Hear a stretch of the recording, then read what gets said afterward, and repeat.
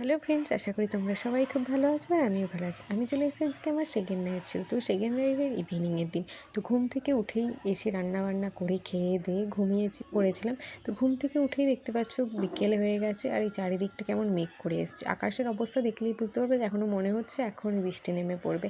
তো এইখানে আমি বসেছিলাম আর বাইরের দিকটা দেখছি। ওইখানে অর্পিতা আর বিথিদি একটু আড্ডা দিচ্ছিলো আর আমি এই সাইডটাতে একটু বসেছিলাম। তো এইখান থেকে দেখতে দেখতে বাড়িটার ওদিকে আমার টিফিন করতে হবে, তো তার জন্য আমি একটুখানি বসিয়ে এসেছিলাম ম্যাগি করবো বলে সমস্ত কিছু রেডি করে রেখেছি। আর তার মধ্যে কারেন্ট ছিল না, তো তাই একটুখানি লেট হয়ে গেলো, তাই ওই টাইমটা একটুখানি বাইরে বসেছিলাম। কারেন্ট চলে এসছে, তো তাই আমি ম্যাগিগুলোকে একটু ম্যাগিটা একটু অন্যভাবে করবো। একদম নর্মাল যেরকম সেদ্ধ হয় সেরকম করবো না। তারপর তো আমাদের দীপিকা চলে এসেছে। পেয়ারাগুলো অনেক দিন ধরে পড়েছিল, তো কেউ খায় না ওর পেঁপে বাড়ির থেকে, পেয়ারা তাই মাখা করলে ওটাকে বেশ সস ভালো দিয়ে লাগে। লঙ্কা দিয়ে ভালো করে মেখে, তো তার মধ্যে এক নিমিষেই শেষ হয়ে গেল পেয়ারা মাখা। আমি এই ম্যাগিটা বসিয়ে দিয়ে এদিকে এসেছি। এদিকে এসে দেখছি ওখানে দাঁড়িয়ে আছে, একা একা গান শুনছে বাইরের দিকে। আমাদের এইভাবেই বেশিরভাগ সময়টা আমরা বিকেলবেলা বাইরের দিকে ওরকম বসে থাকি, তো রাস্তা দিয়ে লোক দেখতে পাই, তো বেশ ভালোই লাগে।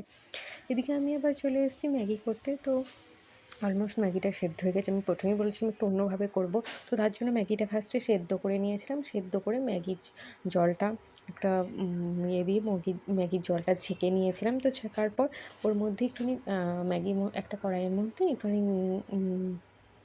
পেঁয়াজ আর হচ্ছে ম্যাগি মশলাটার একটু সামান্য একটু তোমরা লঙ্কার গুঁড়ো চাইলে দিতে পারো, কিন্তু আমি দিইনি। তার মধ্যে পেঁয়াজ আর ম্যাগি মশলা দিয়ে সসটা দিয়ে ভালো করে ভেজে নিয়েছিলাম।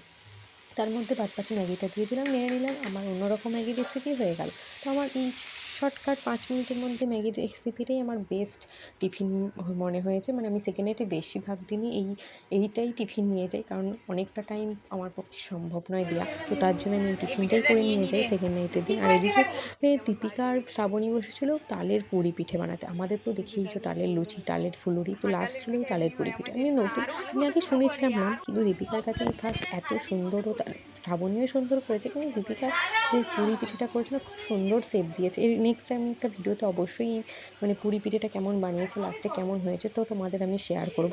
যেহেতু আমি এটার অর্ধেক হতে হতে আমি ডিউটি চলে গেছিলাম, তো পুরো ভিডিওটা আমার কাছে নেই। তো অবশ্যই আমি রুমে থাকতে যদি এরকম ভিডিও হয় অবশ্যই তোমাদের দেখাবো। ও এত সুন্দর শেপ দিয়েছে, দেখতেই পাচ্ছ তোমার পুলি পিঠের আর কেমন সুন্দর শেপ।